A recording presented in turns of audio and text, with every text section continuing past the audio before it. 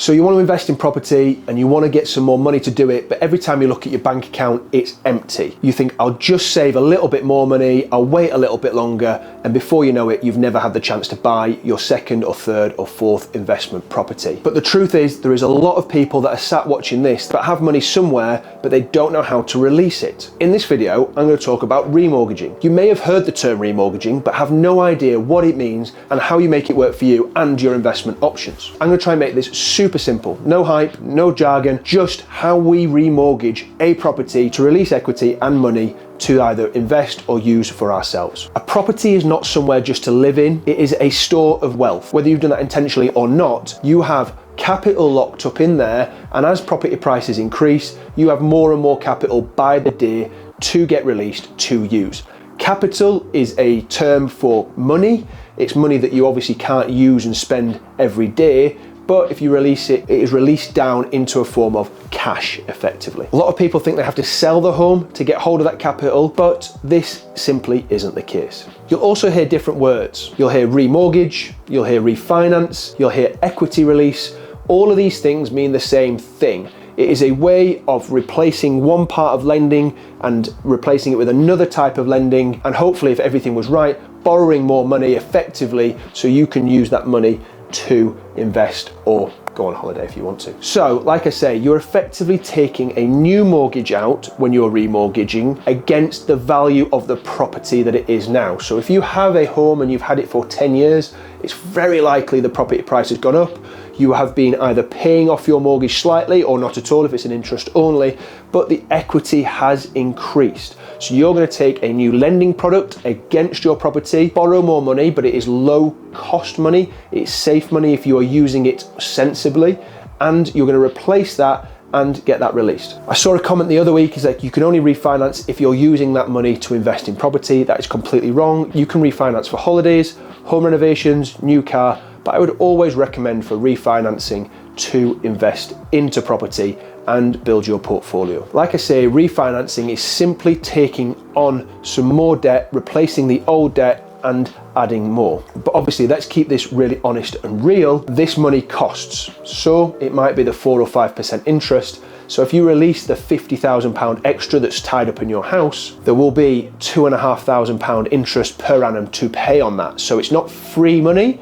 I will be completely clear on that, but it is certainly money that we want to get working for us, because with it being locked up in a property, I don't think it's the best use of money. So the real question is refinancing good or bad? A lot of people think they're going backwards by taking on more debt and not paying off their family home. There is always this romantic idea that we want to pay off our mortgage and pay off our debt and own our own home. Fundamentally, you can create a better life by using that money better. So if you borrow the money, the £50,000 is an example of this, and borrow it at 5%, which is a typical mortgage rate at the moment, but you put that to work in investment property that is potentially making you 15 or 20% on the money that's in there, as you can see, you're making a good net margin on it. And lots of people don't get started investing in property because they get stuck at this idea of remortgaging, thinking it's going backwards and thinking it's something dangerous and risky when it's not. Lots of people also think that when you remortgage, you are going to get taxed on that, but you are taking on debt. It is not an income, so there is no tax to be paid when you remortgage a property.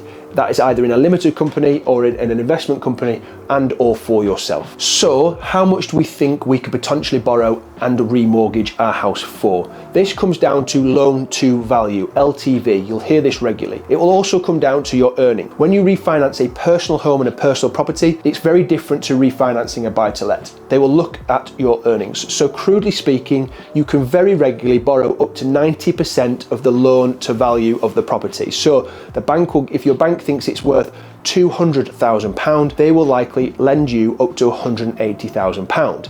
As long as the next part, your earnings and your income, marry up with what that might be. So it's very typically, and this is very, very individual, you can borrow between 4 and 5 times of your earnings, minus any big debts that you have. If you have a big debt payment, that will also go against your earnings. But if you are earning £25,000 a year, it's likely that you can only borrow £100,000 a year, very crudely speaking. So we have a property that's worth £200,000. Say there's £100,000 of debt to be paid on it. We'll go into that in a second.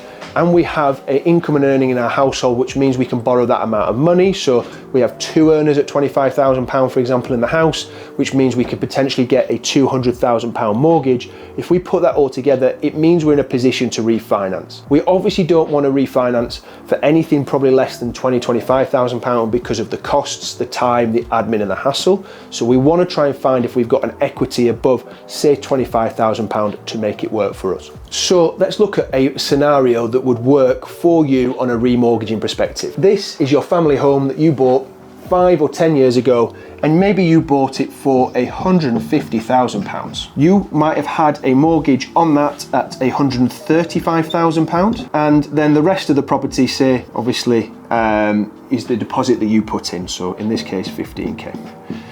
So we have lived in that property, we've paid our mortgage, we've done it sensibly. Then what has happened over those 10 years, it has gone up in value. So let's, again, for nice round figures, this property is now worth 200,000. So a nice amount of time has passed. Our property is now worth £200,000.